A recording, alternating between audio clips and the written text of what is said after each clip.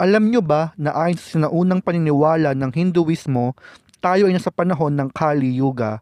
Tinatawag itong panahon ng kadiliman dahil sa dami ng kasamaan, kaguluhan at kawalan ng moralidad sa mundo. Ito ang ikaapat at huling yugto sa apat na yuga o panahon ng mundo. Satya Yuga, Treta Yuga, Dwapara Yuga at Kali Yuga. Ayon sa mga tekstong Hindu, sa bawat yugto, unti-unting bumababa ang kabutihan at tumataas ang kasamaan. Sa Kali Yuga, pinakamalakas ang impluwensya ng ego, kasakiman at korupsyon.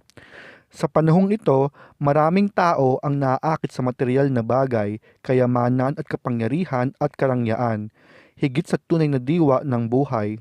Mas napapahalagahan ang pansariling interes kaysa sa kabutihan ng loob at pagkakaisa. Ang galit, selos at inggit ay nagiging normal na ugali, at maraming relasyon, pamilya at pamayanan ang magiging marupok dahil sa kawalan ng respeto at malasakit sa isa't isa. Ang batas at moralidad ay madalas nilalabag para sa pansariling kapakinabangan at maraming pinuno ang nagiging makasarili at mapang-abuso.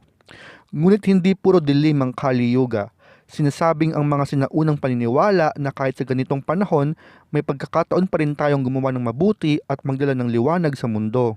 Kahit maliit na kilos ng kabutihan tulad ng pagtulong sa kapwa, pagpapakita ng malasakit o simpleng pagbibigay ng payo at suporta ay may malaking epekto. Ang Kali Yuga ay hindi nangangahulugang wala ng pag-asa.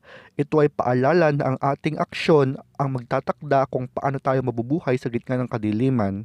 Ang yugtong ito rin ay nagtuturo sa atin ng kahalagahan ng disiplina sa sarili at moralidad.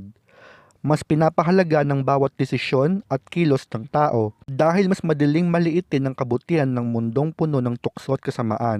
Sa bawat pagpili nating kumilos ng tama at makatarungan, unti-unting pinapalakas ang liwanag sa mundo at pwede nating baguhin ang kapaligiran para sa mas mabuti.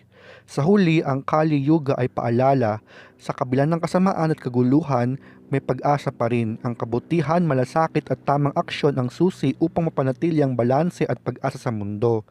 Hindi tayo basta-basta biktima ng panahon, may kapangyarihan pa rin tayong magdesisyon at gumawa ng tama. Sa bawat mabuting gawa at pagpili, nagiging liwanag tayo sa gitna ng kadiliman at nagpapatunay na kahit sa pinakamadilim na yugto, may puwang pa rin para sa kabutihan at pagbabago.